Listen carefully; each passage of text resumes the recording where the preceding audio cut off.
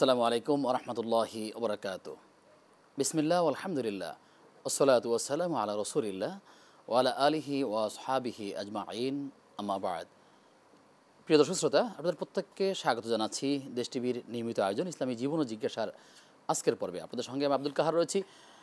আমার সঙ্গে অতিথি হিসাবে যুক্ত আছেন বিজয়নগর বাইতুন নূর জামে মসজিদের সম্মানিত খতিব, আপনারা আমার অত্যন্ত প্রিয়জন, শ্রদ্ধাভাজন শাইখ ডক্টর মুফতি মোহাম্মদ জাকারিয়া নূর। আসসালামু আলাইকুম রহমতুল্লাহি ওয়া বারাকাতুহু। ওয়ালাইকুম আসসালাম রহমতুল্লাহি ওবরাকাতুহু। শাইখ, আজকের পর্বে আপনাকে স্বাগত জানাচ্ছি। জি, আপনাকে ধন্যবাদ অনেক অনেক আমাকে স্বাগত জানানোর জন্য। বারাকাল্লাহু ফিকুম। প্রিয় দর্শক, আজ আমরা আলোচনা করতে চাই প্রশ্ন উত্তরে হজ। আমরা ইতিমধ্যে দেখেছি বাংলাদেশ থেকে হজের ফ্লাইটগুলো শুরু হয়েছে। হজ মুসলিমের জীবনে একবার ফরজ, কিন্তু আসলে কার উপরে ফরজ, হজে না গেলে কী গুনাহ হতে পারে, হজে যাওয়ার আগে কী করণীয় আছে, হজে থাকাকালীন সময় কী করণীয় আছে, হজ করলেই কি গুনাহ মাফ হয়ে যাবে সবার, আসলে এমনটি মনে করবার কোনো কারণ আছে কি না, কী ফজিলত রয়েছে, নানা দিকগুলো নিয়ে আমরা আলোচনা শুনবো ইনশাআল্লাহ তাআলা শাইখের কাছ থেকে।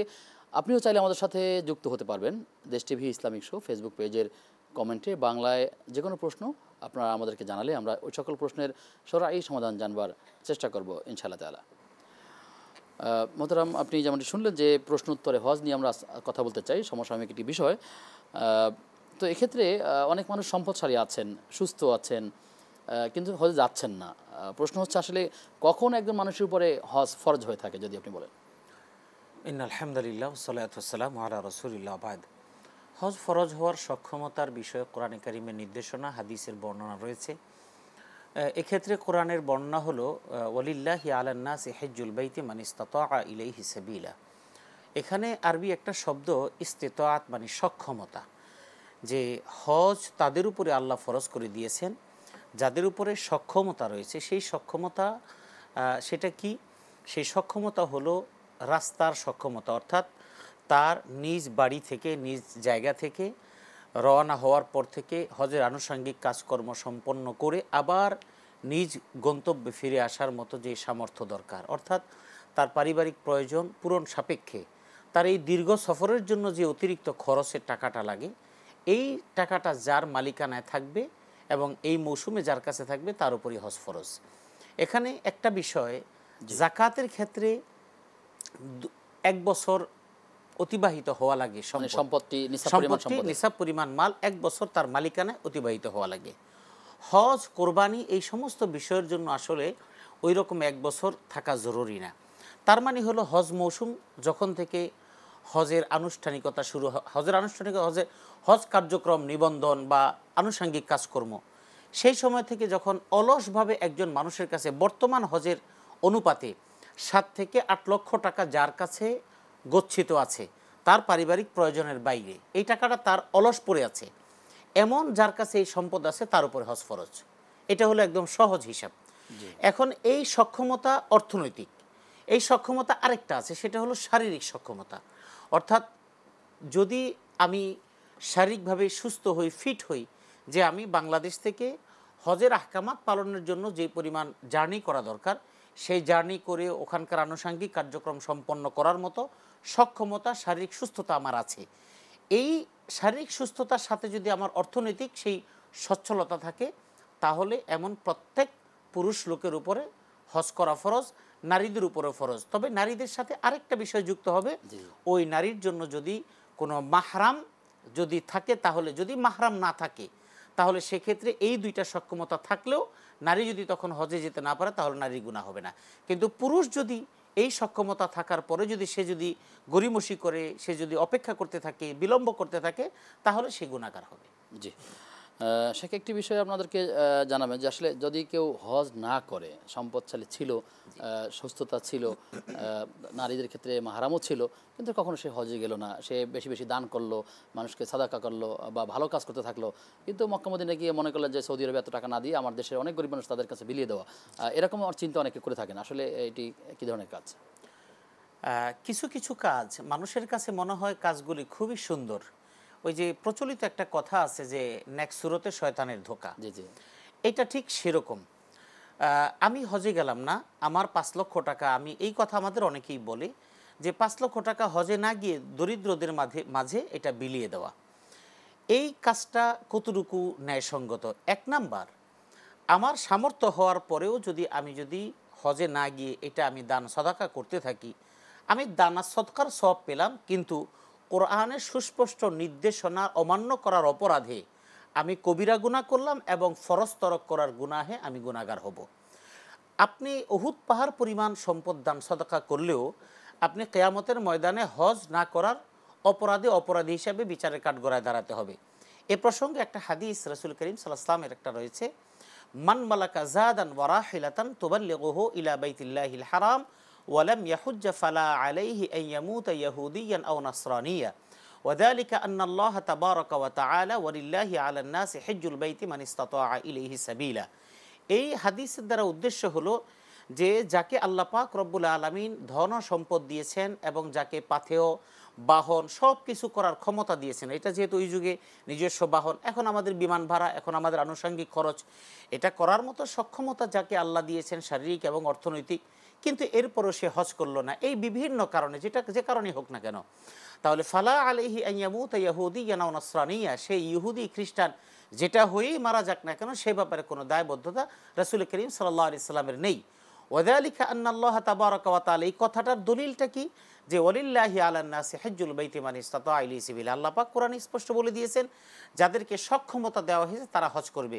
সুতরাং সক্ষমতা হওয়ার পরে যে হজ করলো না সে আল্লাহর বিধানকে প্রকাশ্যে সে লঙ্ঘন করলো। আরেকটা বিষয়, শরীয়তের কোনো হুকুমকে যদি সে প্রকাশ্যে লঙ্ঘন করে তাহলে সে কাফের হয়ে যায়, অর্থাৎ সে মুসলিম থাকে না, এবং যদি সে এই বিধানকে অস্বীকার করে তাহলে সে মুরতাদ হয়ে যায়। এটাই স্বাভাবিক যে এখন যদি বলে হজ আর দরকার নেই, হজের কোনো দরকার নেই, এই বিষয়টা যদি সে মনে করে তাহলে সে মুরতাদ হয়ে যাবে। সে 5 ওয়াক্ত নামাজ পড়তে পারে, কপালে তার হয়ে দাগ পড়ে যেতে পারে, কিন্তু এই বিশ্বাস একেবারে সামান্য একটা জিনিস, এটা যদি হেরফের হয়ে যায় তাহলে তার ঈমান নিয়ে প্রশ্ন দেখা দিবে। সুতরাং যারা দান সদকা করে, দান সদকার জন্য আলাদা সময় আছে, আলাদা খাত আছে, এটা সম্পূর্ণ আলাদা ইবাদত। নামাজ একটা জিনিস, কোরআনের সুস্পষ্ট নির্দেশনা, নামাজ আদায় করতে হবে। এখন যদি কেউ চিন্তা করে নামাজ আমি পড়লাম না, নামাজ না পড়ে আমি চুপচাপ বসে থাকলাম, তাইলে কি হবে? এটা তো কোরআনের লঙ্ঘন। সুতরাং এই হজ সামর্থ্য হওয়া সত্ত্বেও যারা করবে না, কোরআনের আয়াতের লঙ্ঘন করা, আল্লাহর নাফরমানি করা এবং কুফরিতে লিপ্ত হওয়া, এবং এই বিধানকে যদি সে বৃদ্ধাঙ্গুলি প্রদর্শন করে তাহলে সে মুরতাদ হয়ে যাবে, এতে কোনো সন্দেহ নেই। আল্লাহ তাআলা আমাদের বোঝার তৌফিক দান করুন। শেখ, অনেক আমরা হজরত ফজিলত জানি যে সে নিষ্পাপ হয়ে যাবে যদি আল্লাহ তাআলা তার তওবাকে কবুল করেন, গুনাহকে মাফ করেন। প্রশ্ন হচ্ছে অনেক মানুষ সে মনেই করেন যে আমি যেহেতু হজ করে এসেছি আমার সকল গুনাহ মাফ হয়ে গেছে, আমি এখন নিশ্চিন্তে বাকি জীবনগুলো কাটাতে পারি, এরকমই একটা চিন্তা চেতনা কিংবা তার কথার থেকে বোঝা যায় যে আসলে তিনি অনেকটা নিষ্পাপ বা পরবর্তী জীবনটা তার অন্যরকম ফুরফুরি মেজাজে কাটছে। তো আসলে এক্ষেত্রে কি বলবেন? আসলে এভাবে আমাদের দেশে কিছু বিষয় আছে, এটা আমরা অনেকটা পৈতৃক সম্পত্তি মনে করি। যেমন মনে করি জান্নাতটা আমাদের পৈতৃক সম্পত্তি, কিন্তু জাহান্নামটা কেউ মনে করে না। কেউ মরে যাওয়ার পরে কেউ বলে না লোকটা জাহান্নামে, অথবা সে যা করছে সে তো জাহান্নামে, এটা বলে না। সে শত অপকর্ম করার পরে মরার পরে বলে যে লোকটা জান্নাত হয়ে যাক, আল্লাহ এর জান্নাত দিয়ে দেখ, মানে মনে হয় যেন জান্নাত। এবং অনেকে বলে আমার অমুক তো জান্নাতে চলেই গেছে। এই যে কথাটা, হ্যাঁ ঠিক আছে, আশাবাদী হওয়া যায়, তবে আশাবাদী হওয়াটা কনফার্মেশন আর আশাবাদী হওয়া দুটো এক জিনিস না। এখন হজে যাওয়ার পরে নিষ্পাপ হয়ে আসার এই আকাঙ্ক্ষা তামান্না একজন মুমিনের থাকতেই পারে, এটা থাকাটা স্বাভাবিক, না থাকাটা অস্বাভাবিক। কিন্তু আমি হজের সফর থেকে ফিরে আসার পরে আমি নিষ্পাপ হয়ে গেলাম, এর কনফার্মেশনটা কি? এটার ব্যাপারে আমি কতটুকু কনফার্মেশন আমি পেলাম যে আমি আসলে নিষ্পাপ হয়ে গেছি? এক নাম্বার হলো আল্লাহর সাথে সম্পৃক্ত যেই নাফরমানিগুলো আছে সেগুলোর ব্যাপারে যদি আমি কান্নাকাটি করে আসি, আমি যদি দীর্ঘ 1 মাস 40 দিনের সফরে যদি আমি দীর্ঘ সময় যদি আল্লাহর কাছে রোনাজারি করে যদি আমি আমার গুনাহ মাফ করানোর জন্য প্রচেষ্টা চালাতে থাকি, আমি আশাবাদী হতে পারি যে আল্লাহ হয়তো আমাকে ক্ষমা করেছেন, কিন্তু আমার ক্ষমা নাও তো হতে পারে, সুতরাং আমি নিশ্চিত না। নাম্বার 2, আমাদের মধ্যে আল্লাহর নাফরমানির সাথে আল্লাহর হকের সাথে বান্দার হকের সম্পৃক্ততা আছে। আমি ব্যবসা বাণিজ্য করলাম, জীবনভর আমি 2 নম্বরই ব্যবসা করলাম, আমি সিল ইচ্ছামতো বানায় দিলাম, মানুষের টাকা বকেয়া আনলাম তা দিলাম না, আমি এভাবে বিভিন্ন মানুষের হক আত্মসাৎ করলাম, জমি জমা আত্মসাৎ করলাম, ভাই বোনের সম্পত্তি আত্মসাৎ করলাম, আত্মীয় স্বজনের সম্পত্তি, এরকম যত ধরনের আছে, মানুষের মান ইজ্জত নষ্ট করার জন্য প্রচেষ্টা চালালাম, এইরকম যত ধরনের আমি বান্দার হকের সাথে সংশ্লিষ্ট বিষয় আছে সেই বিষয়গুলো আমার সেটাও আমার সমাধান এবং ফয়সালা হওয়া লাগবে। ওটা হওয়া ছাড়া আমি নিষ্পাপ হওয়া দাবি কখনোই করতে পারি না। সুতরাং আল্লাহর সাথে নাফরমানি সংশ্লিষ্ট বিষয়, ইবাদত সংশ্লিষ্ট বিষয়গুলোর ব্যাপারে কাদাকাটি করে তারপরে আমি পুরোপুরি নিশ্চিত না, হতেও পারে নাও হতে পারে, তবে আশাবাদী। কিন্তু আশাবাদী হওয়ার পরে ফুরফুরে মেজাজ থাকার সুযোগ নেই। মরণ পর্যন্ত আমার সেটার জন্য আল্লাহর কাছে কান্নাকাটি করতে হবে। আর অন্যের হকের ব্যাপারে আমি যদি কাউকে আঘাত দিয়ে থাকি, কষ্ট দিয়ে থাকি, হক নষ্ট করি, তাহলে সেটার জন্য তার কাছে মাপ চাই, তারপর আমার চিন্তা করতে হবে। কিন্তু দুর্ভাগ্য হলো বান্দার হকের ব্যাপারে মানুষ তো মনেই করে না যে কেউ কারো হক নষ্ট করছে। কারণ হক নষ্ট করেছে এটা যদি জানে তাহলে তো সে হক নষ্টই করতো না, বরং হক নষ্ট করাটাকেই সে ন্যায় বলে মনে করে নিয়েই তারপর অন্যায়গুলো করছে। এই ক্ষেত্রে আলেম বলেন, ইমাম বলেন, খতিব বলেন, প্রফেসর বলেন, গানের লোক বলেন, নাচের লোক বলেন, মডেল বলেন, নায়িকা বলেন, নায়ক বলেন, সবাই সমান, একদম সবাই সমান। সম্পদের বেলায়, হকের বেলায় এখানে কোনো আলেম, মুহাদ্দিস, মুফতি, পীর সাহেব কেউ নেই।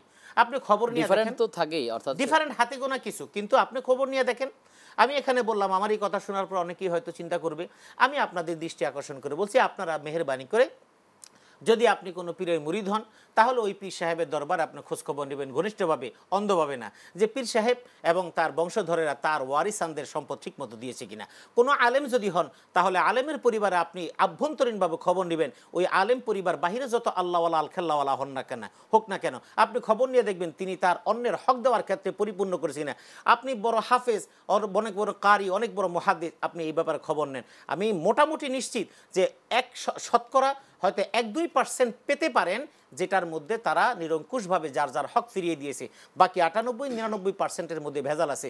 জুব্বায় কোনো কমতি নেই, দাড়িতে কোনো কমতি নেই, টুপিতে কোনো কমতি নেই, কিন্তু হক দেওয়ার ক্ষেত্রে তাদের যথেষ্ট গরিমসি আছে এবং যথেষ্ট বাটপাড়ি আছে। সুতরাং নিষ্পাপ হওয়ার বিষয়টা এটা আপেক্ষিক, এটা হলো আল্লাহর হক, বান্দার হক, দুটো হকের ব্যাপারে চূড়ান্ত সমাধান হওয়ার আগ পর্যন্ত কোনো বান্দা নিজেকে নিষ্পাপ মনেই করতে পারে না, দাবি করা তো প্রশ্নই ওঠে না। সম্পর্ক হচ্ছে যে আপনার যে বক্তব্য তাতে মনে হচ্ছে যে লেবাসওয়ালা, দাড়িওয়ালা তাদের কি খুব আপনি টার্গেট করে কথা বলছেন, এর বাইরেও তো অনেক বিরাট এক জনশক্তি আছে। আমি কিন্তু আগেই বলেছি এখানে নায়িকা, গায়িকা, মডেল, অভিনেতা, অভিনেত্রী, গানের লোক, নাচের লোক, সবগুলো তো আলোচনায় আসে না আসলে। হ্যাঁ, এই সমস্ত লোক বলছি, অর্থাৎ সমস্ত লোকের মধ্যে। এবং যেহেতু আমাদেরকে সমাজের মানুষ মনে করে আমরা জান্নাত থেকে পালিয়ে আসা কোনো মানুষ, আমাদেরকে এটা মানুষ মনে করে, কিন্তু আমি সেজন্যই স্পেসিফিক বলেছি ওই গানের লোক, নাচের লোক, অভিনয় মঞ্চের লোক, মদ খাওয়া লোক, গাঁজা খাওয়া লোক, তাদের সাথে সাথে আমাদের দিকে একটু খেয়াল করবেন, আমাদের মতো লোকগুলোর দিকে খেয়াল করবেন। এরকম বহু কিছু ঘটে। কারণ বাংলাদেশে এ পর্যন্ত যত দুর্নীতিগ্রস্তরা পত্রিকায় ফ্ল্যাশ হয়েছে আমাদের চোখের সামনে, অধিকাংশ বিশাল বড় দাড়ি রেখে এটা ব্যবহার করে সে, ওটা পোশাকের দোষ না। আমরা সেই দরবেশের কথাও জানি যারা মানুষের লক্ষ লক্ষ টাকা, কোটি কোটি টাকা মেরে দিয়েছে। এই পোশাকের দোষ না, সুন্নতের দোষ না। এই পোশাক এবং সুন্নত, এই লেবাসটাকে যেহেতু মানুষ মনে করে যেটাকে শ্রদ্ধার পাত্র, রাসূলুল্লাহ সুন্নাহ, এটাকে ধরে এই কিছুদিন আগে আমরা এই যে নতুন সরকার, এই অন্তর্বর্তী সরকারের এখানে এনটিসিবি যে পাঠ্যপুস্তক, এনসিটিবি পাঠ্যপুস্তক বোর্ডের, সেখানে একজন দেখি অল্প বয়সী পাগড়িওয়ালা, দাড়িওয়ালা, অল্প বয়সী একটা ছেলে, সে 400 কোটি টাকা অলরেডি পাকার করে নিয়েছে। অথচ এই পোশাকটা এটা হলো ধান্দাবাজ। ওকে যদি অপরাধী এটা যদি সাব্যস্ত, ওকে তো জাতির সামনে ওকে একেবারে প্রকাশ্যে শাস্তি দেওয়া দরকার। কিন্তু এই বিষয়গুলো আমরা এড়িয়ে যাই। অর্থাৎ এরকম বহু হয়েছে, নাম বলতে নাম অনেক বলা যাবে, কিন্তু আমরা নাম নিচ্ছি না। আমরা এরকম বহু ব্যক্তিকে দেখেছি যাদের পোশাকে, আশাকে, কপালে কালো দাগ এখান থেকে এই পর্যন্ত। এবং এই বাংলাদেশের শীর্ষস্থানীয় ব্যবসায়ী যারা নাকি বাংলাদেশের কয়েকটি ব্যাংক একাই লুটপাট করে দিয়েছে, তাদের কপালে তাহাজ্জুদের কালো দাগ রয়েছে। এবং তারা বাংলাদেশেরই তথাকথিত সেলিব্রিটিদের কাছে তাহাজ্জুদের মাসআলা জিজ্ঞেস করে তারা তাহাজ্জুদ ঠিকঠাক মতো আদায় করে, কিন্তু বাংলাদেশের ব্যাংকগুলো লুটপাট করে খেয়ে গিয়েছে। এখন আপনি কি বলবেন তাহলে? তার মানে হলো এবং জীবন বাঁচাতে নাকি জান বাঁচানো ফরজ, সেক্ষেত্রে তারা দাঁড়িয়ে কেটে তারা নদীর মধ্যে। মিথ্যা কথা, এগুলো সম্পূর্ণ মিথ্যা কথা। এই জন্য যারা তাদের টাকা খায়, যাদেরকে দেওয়া হয়, যারা এগুলো সবাই সম অপরাধী। সুতরাং নিষ্পাপ হওয়াটা নির্ভর করে বান্দার হক, আল্লাহর হক, দুটোকে সমানভাবে, সমান্তরালভাবে যদি আমি এটাকে সমাধান করতে পারি তাহলে আশাবাদী হতে পারি যে আমি আল্লাহর কাছে নিষ্পাপ। আল্লাহ তাআলার কাছে দোয়া করি আল্লাহ তাআলা আমাদেরকে উত্তম চরিত্র দিয়ে ধন্য করুন, আমিন। আপনার কাছে আবার আসবো বিরতির পর ইনশাআল্লাহ তাআলা। প্রিয় দর্শক, আপনারা দেখছেন ইসলামী জীবন ও জিজ্ঞাসা। সময় হয়েছে একটা বিরতির, ফিরছে কিছুক্ষণ পর, সাথে থাকুন।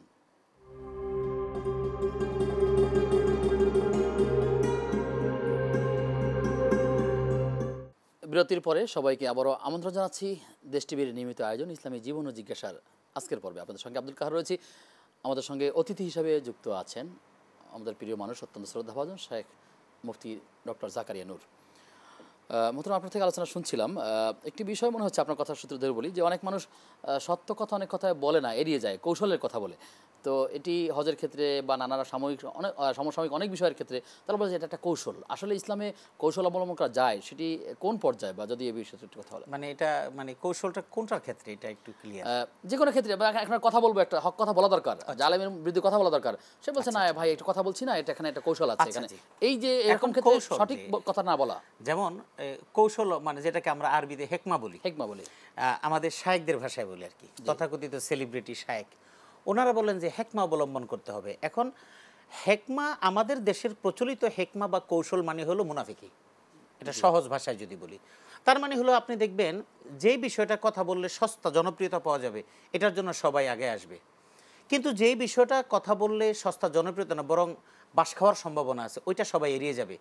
এই 5ই আগস্টের আগে বাংলাদেশের তথাকথিত সেলিব্রিটিদের প্রত্যেকের এই ফেসবুক টাইমলাইনে যেই কথাগুলো ছিল, প্রত্যেকটা ছিল তেল মাখানো কৌশলগত। তার মানে হলো তারা চিন্তায় করছিলেন যে যেই সরকার ক্ষমতায় আছে, এই সরকার তো কোনো কিছু হবে না, তো আমরা দুই দিকেই রক্ষা করি। অর্থাৎ যারা আন্দোলনে আছে, বাংলাদেশের আপামর জনসাধারণ যেদিকে আছে, তাদের মনোবাসনা তারা যেন বুঝে যে আমরা তাদের সাথে মিষ্টি মিষ্টি কথা দিয়ে কিছুটা আছি। আর সরকারি পক্ষ যাতে করে আমাদের এই ফেসবুক স্ট্যাটাস, আমাদের বক্তব্য, আমাদের অ্যাটিটিউড এগুলি দেখে যাতে করে আমাদের বিরুদ্ধে কোনো ধরনের কোনো ব্যবস্থা গ্রহণ করতে না পারে। যখনই মোটামুটি 3 তারিখে কিছুটা আভাস পাওয়া গেল, আর 4 তারিখে যখন নাকি মোটামুটি পরিবেশটা একটু অনুকূলে চলে আসলো সরকারের বিপক্ষে, জনগণের পক্ষে, তখনই ওই সেলিব্রিটিরা দেখলাম তাদের ওই মোটিভটা একটু ঘুরাচ্ছেন, মানে ওই ইউটার্ন না, একটু করে ঘুরাচ্ছেন। ঠিকই 5 তারিখে সকালবেলা বহু মুনাফিক সেলিব্রিটিদেরকে দেখা গেছে মাথায় পতাকা বেঁধে রাস্তার মধ্যে পতাকা ঝুলাইতেছে, অথচ 5 তারিখের আগে একজনও অন্যায়ের বিপক্ষে সত্যের পক্ষে একটা কথা বলেনি। মানে অর্থাৎ 5 তারিখের আগের অবস্থান এমন ছিল যে আল্লাহ তাকে তুমি নেখায়াত দারাজ করো, আর 5 তারিখের পরে হয়েছে আল্লাহ জালেম সরকারের বিদায় হয়েছে, মানে এরকম একটা অবস্থা। এরপরে দেখেন আমাদের বাংলাদেশে হজের কথা বলেন, আমাদের ইবাদতের কথা বলেন, আমাদের যা কিছু বলেন, আমরা এমন কিছু বিষয়, যেমন ফিলিস্তিনি নিয়ে সবাই কথা বলে, কারণ ফিলিস্তিন এমন একটা বিষয় যে বিষয়টা হলো একেবারে বাংলাদেশ থেকে হাজার হাজার মাইল দূরে, এটা হলো ওয়ার্ল্ড ওয়াইড একটা সিম্পিতির জায়গা। কিন্তু আমাদের পার্শ্বেই যে ভারত আমাদের প্রতি আগ্রাসন করছে, আমাদের সাথে মায়ানমারের কি আচরণ চলছে, পার্বত্য অঞ্চলে আমাদের সাথে কি আচরণ চলছে, সন্তুল আরমারা কি বিভিন্ন ধরনের আমাদের বিরুদ্ধে ষড়যন্ত্র চলছে, এবং বাংলাদেশের স্বাধীনতা সার্বভৌমত্বের বিরুদ্ধে যে ষড়যন্ত্রগুলো চলছে, এটার ব্যাপারে এদেশের শায়েক সেলিব্রিটি যারাই বলেন কেউ কোনো কথা বলে না, তারা সবাই মিষ্টি মিষ্টি কথা নিয়ে তারা এগিয়ে আছে। এমনকি গত কয়েকদিন আগে হেফাজতের একটা সমাবেশ হয়ে গেল, আপনি তাদের হয়েই কথা বলছেন আর কি। এখন এখন এই হেফাজতের বলেন, রাজনৈতিক বলেন, প্রত্যেকটা জায়গায় সবাই শুধু কৌশল ধরি মাছ না সুই পানি, যখন নাকি কারণ এদেশে আন্দোলনে এই জন্য এদের নির্ধারিত কোনো পরিচয় নাই। যে কোনো ক্ষেত্রে ব্যক্তিগত পর্যায়ে, অফিসিয়াল পর্যায়ে, রাষ্ট্রীয় পর্যায়ে, সামাজিক পর্যায়ে, ইবাদতের পর্যায়ে, যে কোনো পর্যায়ে সত্যকে এড়িয়ে কৌশল অবলম্বন করে যারা নাকি যাদেরকে সুপার উস্তম বলা হয়, যারা এই কাজটা করে তারা সুস্পষ্ট মুনাফিক। তাদের ভিতর এবং বাহির এক না। মুনাফিকের সংজ্ঞা তো এটা, ভিতর একটা লালন করে, বাহির দিয়ে প্রকাশ করে একটা। সুতরাং সে ভিতরে লালন করে একটা, প্রকাশ করে একটা, সুতরাং সে মুনাফিক। সুতরাং আপনি যে রঙেই তাকে রঙিন করেন না কেন, সে মুনাফিকের বাইরে অন্য কিছু না। শেখ, অনেকেই মনে করেন যে আসলে জীবনের তো শেষ পর্যন্ত চলে এসেছি, একবার হজ করে আলহজ লাগাতে হবে, এবং এই বারবার হজ করার মধ্যে দিয়ে কেউ আলহাজ হন, কেউ হাজি হয়ে যাচ্ছেন, এইভাবে নামের আগে এরকম শব্দগুলো ব্যবহার করার ক্ষেত্রে ইবাদতকে মানুষের সুনামের ক্ষেত্রে ব্যবহার করা বা নিজেকে পরিচয়ের জন্য ব্যবহার করা যুক্তিসঙ্গত কিনা? প্রথম কথা হলো যে বয়স হয়ে গেছে, জীবনের শেষ প্রান্তে হজ করে আসে, এটা হলো সবচেয়ে একটা বড় বাটফারি। কারণ হলো অর্থাৎ জীবনের 70 বছর আল্লাহর সাথে টিলো স্প্রেস খেলছে, মানে ধরি সুই না পানে গোল্লা সুটাকে খেলতো, যেমন দৌড়াইতো, সারাক্ষণ দৌড়াইতো, একজন গোল্লারে ধরার জন্য সব মাঠ ভর্তি দৌড়াইতো। এই 70 বছর পর্যন্ত আল্লাহর সাথে সে একটু দৌড়াদৌড়ি করছে, আল্লাহ মাল দিছে, তারপরেও যায় না, মাল দিয়া এটা করছে সেটা করছে, আকাম কুকাম 2 নম্বর 9 নম্বর সব করা শেষ। এখন শেষ বয়সে এসে থেকে হাতে গ্লাস ঠিক মতো ধরতে পারে না, পাও জোর নাই, বিল্ডিং বাইতে পারে না, হাজার রকমের যা যা জীবনে করছে এগুলি, এখন চিন্তা করলো শেষ বয়সে আল্লাহর কাছে, কারণ জীবন ভর ঘুষ দিতে দিতে আমাদের অভ্যাসটা এমন হয়ে গেছে গা, আল্লাহর ঘুষ দেওয়ার চিন্তা ঘুষ, ভাবনা, অন্যায়, এরকম নানা রকম জি। ভাবে প্রতারণা। এখন সেও মনে করে যে শেষ বয়সে আমি আমার বউ সহ অথবা আমি বাইতুল্লাহ জিয়ারত করা মানে আল্লাহর একটু নিয়ে টুপ দিলাম, আল্লাহর একটু খুশি করার জন্য কিছু ঘুষ দিলাম, এই চিন্তা করে সে শেষ বয়সে সে হজে যাওয়ার ইরাদা করে। হজ যদি তার উপরে যদি 20 বছর আগে ফরজ হয়ে যায়, 20 বছর অপেক্ষা করার কারণে সে আল্লাহর কাছে গুনাহগার হবে, এবং এই 20 বছর অপেক্ষা করাটা তার আল্লাহর সাথে নাফরমানি করা। তাহলে এরকম শব্দ চয়ন আসলে তার নামের আগে। 2 নম্বর কথা হলো, নামের আগে হালহাজ কেউ লিখলো, হাজি কেউ লিখলো, কেউ হাজি সাহেব বলে ডাক দিল, এজন্য তা দায়ভার নাই। কিন্তু তার মাকসাদ যদি এমন হয়, হজ করতে গেলাম আমি হাজি সাহেব বলে ডাকবে, আলহাজ বলে ডাকবে, এটা যদি চিন্তা হয়, তাহলে এই হজটা তার জাহান্নামে যাওয়ার কারণ হবে। ইমাম মুসলিম রাহিমাহুল্লাহ তাআলা একটা হাদিস সংকলন করেছেন, সেটা হলো 40 হাদিসের মধ্যে, সেটা ইমাম মুসলিমের হাদিস, এটা মুসলিম শরীফে হাদিসটা রয়েছে। এই হাদিসটা দীর্ঘ, যেখানে বলা হয়েছে আউয়ালু রাজুলিন উস্তুশহিদা বিহি, প্রথম যে মানুষকে শহীদ হয়েছে তাকে আনা হবে, হজকারীকে আনা হবে, কোরআন তেলাওয়াতকে, লম্বা হাদিস, আমি শুধু বাংলাটা বলছি, এভাবে আনা হবে, প্রত্যেককে জিজ্ঞেস করবে কেন তুমি হজ করেছো, কেন তুমি কোরআন পড়েছো, কেন তুমি তা করেছো। হাজি সাহেব বলবে আমি হজ করেছিলাম তোমার সন্তুষ্টির জন্য। আল্লাহর পক্ষ থেকে বলা হবে মিথ্যাবাদী, মিথ্যা কথা বলছে, তুমি হজ করেছিলে কেন, জানো যেন লোকেরা তোমাকে হাজি বলে, সুতরাং এটা হয়ে গেছে। সুতরাং সুম্মা উমিরা বিফাসাইবা আলা ওয়াজহি সুম্মা উলকিয়া ফিন্নার, হাদিসের ভাষা, এরপর তাকে জাহান্নামে ফেলে দেওয়া হবে। কারণ তার মাকসাদটা কি, এটা অন্তরের মধ্যে আছে, এটা আল্লাহর কাছে আছে, মানুষের কাছে না বললেও এটা আল্লাহর কাছে রেকর্ড করা আছে। সুতরাং এই চিন্তা যাদের থাকবে তাদের হজ কবুল হবে না, বরং হজটা তাদের জাহান্নামে যাওয়ার কারণ হবে। আল্লাহ তাআলা আমাদেরকে হেদায়েত দান করুন, আমিন।